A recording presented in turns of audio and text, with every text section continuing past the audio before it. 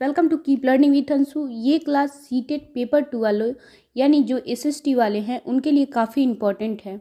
और अगर हम ये देखें कि ये क्लास किन किन के लिए काफ़ी इम्पॉर्टेंट है, क्योंकि ये एनसीईआरटी का बुक है और ये एनसीईआरटी कक्षा 7 का इतिहास का बुक है, यानी हिस्ट्री अभी मैं स्टार्ट कर रही हूँ। पिछले जो भी हमारे वीडियो है उसमें 6 के जो है कि क्लासेस पूरे करवा दिए गए हैं, यानी 6 क्लास की जो भी बुक हैं हिस्ट्री के वो कंप्लीट हो चुके हैं और आपके ज्योग्राफी का बुक कंप्लीट हो चुका है। अभी हम जो है कि 7 क्लास की हिस्ट्री की जो बुक स्टार्ट कर रहे हैं, ठीक है। तो आप ये देख सकते हैं कि अगर आप ये ज़रूरी नहीं कि जो सीटेट कर रहे हैं उन्हीं के लिए इम्पोर्टेंट है। ये जो है बीपीएससी की अगर आप तैयारी कर रहे हैं या फिर सुपर टेट की तैयारी कर रहे हैं या फिर एनवीएस केवीएस अदर कोई भी टीचिंग एग्ज़ाम की अगर आप प्रिपरेशन कर रहे हैं तो आपके लिए ये वीडियो काफ़ी हेल्पफुल होगी। और आप इस चीज़ को एक बार ज़रूर देखें, कम से कम 15 मिनट 20 मिनट निकाल करके अपना और इस वीडियो को देखें, क्योंकि इसमें जो है आपके लिए काफ़ी इम्पॉर्टेंट जो भी टॉपिक्स कराई जा रही है वो सब इम्पॉर्टेंट ही है। और इसमें ही हम अपना जो है कि क्वेश्चन आंसर देखेंगे और इसी से रिलेटेड आपके क्वेश्चन आंसर आते भी हैं, ठीक है। तो चलिए हम स्टार्ट करते हैं अपनी क्लासेस को। और इसमें जो है हमारा हिस्ट्री का है आज, और हिस्ट्री का हम यहाँ पे स्टार्ट करेंगे। जैसा आप देखते हैं कि स्टार्टिंग में ऐसा कुछ खास ये, और ये 7th क्लास का फर्स्ट चैप्टर है। तो आइए हम पढ़ते हैं। नई और पुरानी शब्दावली के बारे में हम कुछ यहाँ पे डिस्कस करेंगे, ठीक है। तो हम देखेंगे यहाँ पे, अगर हम नए समय के साथ साथ साथ सूचनाओं के संदर्भ में बदलते हैं तो हमारा जो है यहाँ आप देख सकते हैं बदलते हैं तो भाषा और अर्थों के साथ क्या होता है, ये बात यहाँ पे पूछा गया है। ऐतिहासिक अभिलेख कई तरह की भाषाओं में मिलते हैं और ये भाषाएं जो है कि समय के साथ बहुत बदलती हैं, ठीक है, बहुत बार बदलते रहती हैं। उदाहरण के लिए मध्य युग की जो फारसी आधुनिक फारसी भाषा से भिन्न है। यह भिन्नता सिर्फ व्याकरण और शब्द भंडार में ही नहीं है आई है, समय के साथ के अर्थ भी बदले हैं। जो भी हमारी भाषा है उसके साथ आप अगर व्याकरण और का जो है उसी का नहीं, बल्कि इसके साथ जो हमारा है कि शब्द के अर्थ भी बदलते रहते हैं समय के साथ साथ, ठीक है। तो आगे हम देखेंगे कि उदाहरण के लिए, जैसा कि आप देख सकते हैं, उदाहरण के लिए हिंदुस्तान, ठीक है। उदाहरण के लिए अगर हम हिंदुस्तान को देखें, शब्द ही लीजिए, तो आज हम इसे आधुनिक जो है राष्ट्र राज्य यानी भारत के अर्थ में लेते हैं। 13वीं सदी के जब फारसी के इतिहासकार मिनहाज ए सिराज ने हिंदुस्तान शब्द का प्रयोग किया था तो उसका आशय पंजाब, हरियाणा और गंगा यमुना के बीच में स्थित इलाकों से था, ठीक है। जब हिंदुस्तान शब्द का यूज़ हुआ था तब उसका अर्थ कुछ और था, और अभी हम जो हिंदुस्तान शब्द का यूज़ करते हैं उसका अर्थ कुछ और बदल गया है। तो उसने इस शब्द का राजनीतिक अर्थ में इन इलाकों के लिए जो है कि क्या किया था, सल्तनत के प्रसार के साथ साथ आप लोग देख सकते हैं इस शब्द के अंतर्गत आने वाले क्षेत्र भी बढ़ने लगे। लेकिन हिंदुस्तान जो शब्द के दक्षिण भारत का समावेश कभी नहीं हुआ। इसके विपरीत 16वीं सदी के आरंभ में बाबर ने हिंदुस्तान शब्द का प्रयोग इस उपमहाद्वीप के भूगोल, पशु पक्षियों और यहाँ के निवासियों की संस्कृति का वर्णन करने के लिए किया, ठीक है। यह प्रयोग जो है कि 14वीं सदी के कवि अमीर खुसरो द्वारा जो है प्रयुक्त शब्द हिंदी के ही कुछ सामान्य था, ठीक है। तो ऐसा आप देख सकते हैं, मान लीजिए किसी एक शब्द को आप लीजिए जिसका पहले अर्थ कुछ और था और अभी अर्थ कुछ और है, इसका कहने का आशय यही है, ठीक है। अब हम देखेंगे कि किसी भी शब्द का प्रयोग करने में इतिहासकारों को, जो इतिहासकार हमारे थे, को बहुत सावधान रहना चाहिए, क्योंकि अतीत में उन शब्दों के कुछ अलग ही अर्थ थे, ठीक है। मान लीजिए अभी हम किसी शब्द का यूज़ कर रहे हैं, बट उसको हम ये भी देखना चाहिए कि अतीत में उसका क्या अर्थ था, उसके बाद हम उस शब्द को यूज़ कर सकते हैं, ठीक है। उदाहरण के लिए विदेशी जैसा सीधा साधा शब्द ही ले लीजिए। मान लीजिए हमारे लिए आज इस अर्थ का ऐसा व्यक्ति जो भारतीय ना हो, यानी अपने देश का ना हो। लेकिन मध्य युग में मानो किसी गांव में आने वाले कोई भी अनजान व्यक्ति, यानी किसी गांव में किसी अदर भी गांव से आ रहे हैं, तो अनजान व्यक्ति जो समाज या संस्कृति का अंग ना हो विदेशी कहलाते थे। ठीक है, ऐसे व्यक्ति को हिंदी में परदेसी और फारसी में अजनबी कहा जाता था पहले।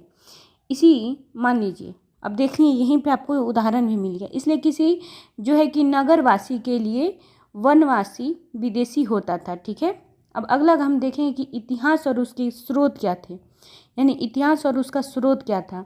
तो इतिहासकार किस युग का अध्ययन करते थे ये हम देखेंगे, और उनकी खोज की प्रकृति क्या थी, यानी या फिर क्या है।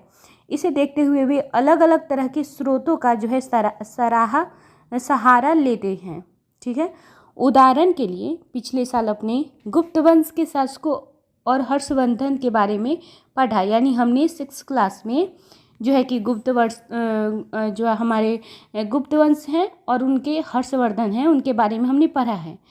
अब हम जो है कि मोटे तौर पर 700 से 1750 ईस्वी तक लगभग 1000 वर्षों के बारे में पढ़ेंगे। ठीक है, अब अगर आप देखेंगे कि इस काल के मध्य के लिए जो है कि इतिहास या फिर इतिहासकार जिन स्रोतों का प्रयोग करते हैं उनमें आपको बहुत सी बातें ऐसी मिलेंगी जो पिछले युग से वैसी ही चली आ रही हैं। ठीक है, इतिहासकार इसी काल के बारे में सूचना इकट्ठी करने के लिए अभी भी सिक्कों या फिर शिलालेखों या फिर स्थापत्य यानी भवन निर्माण कला तथा लिखित सामग्री पर निर्भर करते हैं। ठीक है, तभी हम किसी चीज़ का साक्ष्य निकाल पाते हैं। पर कुछ बातें पहले से काफ़ी भिन्न भी हैं। इस युग में जो प्रामाणिक लिखित सामग्री की जो संख्या और विविधता आश्चर्यजनक रूप से बढ़ गई है। इसके आगे इतिहासकार सूचनाओं के दूसरे प्रकार के स्रोतों का इस्तेमाल धीरे धीरे कम करने लगे हैं। ठीक है, उसके बाद से अगला अगर हम देखें यहाँ पे कि देखिए आप कह रहे हैं कि अभिलेखकार ऐसा स्थान जहाँ दस्तावेजों और पांडुलिपियों को संग्रहित किया जाता है। आज सभी राष्ट्रीय और राज्य सरकारों के अभिलेखागार होते हैं जहां वे अपने तमाम जो पुरानी सरकारी अभिलेख और लेन देन की जो है ब्यौरा यानी उसका हम रिकॉर्ड रख सकते हैं। अभी तो हमारा वैसे आप देखें तो बहुत ही मॉडल ज़माना आ चुका है, क्योंकि अब हम पेपर पे कम यूज़ करते हैं, पेपर पेन, अब हम उसको डिजिटली यूज़ करते हैं। ठीक है, तो पहले से तो मतलब पहले के अपेक्षा तो अभी तो बात ही अलग हो चुका है। अब हम अगर आगे देखेंगे कि उन दिनों छापे खाने तो थे नहीं, इसलिए मान लीजिए पहले छापे खाने भी नहीं थे। अभी का तो बात अलग है, पहले पेपर पे भी छपने वाली चीज़ें छपने वाली कोई मशीन नहीं थी, इसलिए लिपि या नकल यानी नवीस साथ से ही पांडुलिपियों की प्राकृतिक बनाते थे। अगर आपने कभी किसी मित्र के गृह कार्य की नकल उतारी है तो आप जानते होंगे कि यह काम आसान नहीं है। कभी कभी आपको अपने मित्र की जो है कि लिखावट समझ में नहीं आती होगी और आपको मजबूर हो के अंदाज़ा लगाना पड़ता होगा। ठीक है, कभी कभी अगर आप मान लीजिए किसी का अफेयर या फिर रफ ही कॉपी लाते हैं तो आपको उनका कभी कभी लैंग्वेज या फिर लिखने का तरीका भी किसी का अलग होता है तो नहीं समझ में आता, तो फिर आप क्या करते हैं, उसका अंदाज़ा लगाते हैं। फलस्वरूप आपके लिखे में मित्र के लिखे हुए से कुछ छोटे मोटे लेकिन महत्वपूर्ण अंतर आ ही जाता है। ठीक है, अब मान लीजिए कितना भी कोई किसी का नकल करे बट थोड़ा बहुत तो वहाँ पे अंतर आ ही जाता है। अब हम अगर अगला देखेंगे कि पांडुलिपि की प्रतिलिपि बनाने में भी कुछ यही होता है। जो प्रतिलिपियाँ बनाते हुए लिपि छोटे मोटे फेर बदल करते चलते हैं, यह कहीं कोई शब्द कहीं कोई वाक्य जो है कि चेंज होता चलता है। सदी दर सदी प्रतिलिपियों की जो भी प्रतिलिपियाँ बनती रहीं और अंततः एक ही मूल ग्रंथ की भिन्न भिन्न प्रतिलिपियाँ एक दूसरे से बहुत ही अलग हो गईं। इससे बड़ी गंभीर समस्या उत्पन्न हो गई, क्योंकि आज हमें लेखक की मूल्य पांडुलिपियाँ शायद ही कहीं मिलती हैं। ठीक है, मान लीजिए, इसलिए इस बात का अंदाज़ा लगाने के लिए कि जो हमारे मूल्यतः लेखक ने क्या लिखा था, इतिहासकारों को एक ही ग्रंथ की विभिन्न जो प्रतिलिपियों का अध्ययन करना पड़ता है। ठीक है, अनेक हम जो है कि उनको ग्रंथ को पढ़ना पड़ता है, देखना पड़ता है कि क्या किसमें है या फिर क्या किसमें सिमिलर है। अब आप देख सकते हैं अगला कि एक सामाजिक और राजनीतिक समूह क्या होता है, या फिर एक सामाजिक और राजनीतिक समूह के बारे में हम यहाँ पे डिस्कस करेंगे। देखिए, सन 700 या फिर 1750 के ईस्वी बीच के 1000 वर्षों का अध्ययन, ठीक है, इतिहासकारों के आगे भारी चुनौती रखता है। जो आपके मुख्य रूप से इतिहास आपके मुख्य रूप से इसलिए कि जो बड़े पैमाने पर अनेक तरह के परिवर्तन आए इस काल में अलग अलग समय पर नई प्रौद्योगिकी के दर्शन होते हैं, जैसे कि सिंचाई में रहट, कटाई या फिर कताई में चरखे और युद्ध में जो अग्नेयास्त्र यानी बारूद वाले हथियार का इस्तेमाल। ठीक है, इस युग में आप देख सकते हैं ऐसा होता है।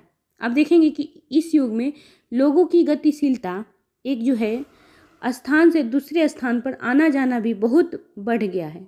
ठीक है, अवसर की तलाश में लोगों के झुंड दूर दूर की यात्राएं करने लगे थे।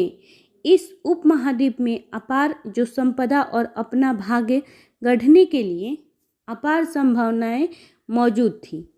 इस काल में जिन समुदाय का महत्व बढ़ा उनमें से एक समुदाय था, आप बता सकते हैं कौन सा समुदाय था? वो समुदाय क्या था? राजपूत, जिनका नाम राजपूत यानी अर्थात राजा का पुत्र से निकलता है। 8वीं से 14वीं सदी के बीच यह नाम आमतौर पर योद्धाओं के उस समूह के लिए प्रयुक्त होने लगा जो क्षत्रिय वर्ण के होने का जो है कि दावा करते थे।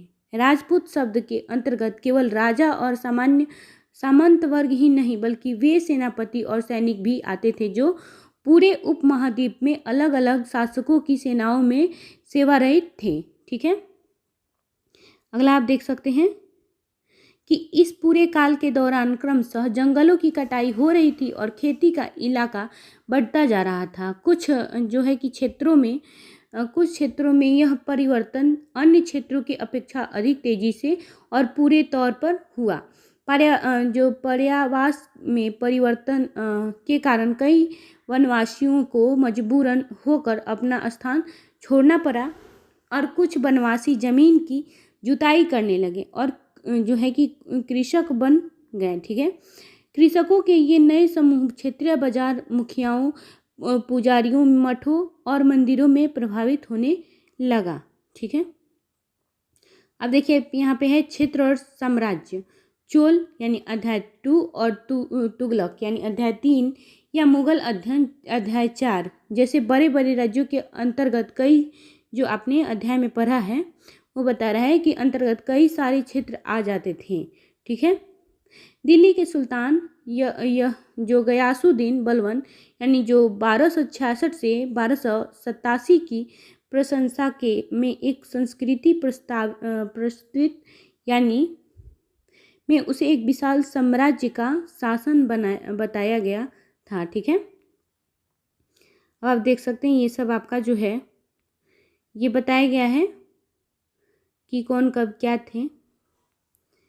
ठीक है, अब यहाँ पे बहुत बड़ा अब नहीं है बहुत ज़्यादा, तो ये सब चीज़ें हैं आप चैप्टर 1 में देख सकते हैं। ठीक है, तो अगर ये वीडियो आपको पसंद लगे और हेल्पफुल लगे तो प्लीज़ वीडियो को लाइक कीजिएगा और चैनल को सब्सक्राइब कीजिएगा, क्योंकि यहाँ पे हम आपको हिस्ट्री से रिलेटेड जो आपकी हिस्ट्री है उसका काफ़ी यहाँ पे सभी जो है कि पेपर का निचोड़ भी लाते हैं। और आपका NCERT का ये जो है वो सीरीज़ चल रहा है, अगर आप पहले नहीं देखे हैं तो प्लीज़ जाकर देखें, क्योंकि वहाँ पे सभी सीरीज़ वाइज आपका जो है कि एक एक करके सारे क्लासेस का वहाँ पे वीडियो रिकॉर्डेड है, आप देख सकते हैं। और प्लीज़ चैनल को सब्सक्राइब कीजिए। Thank you.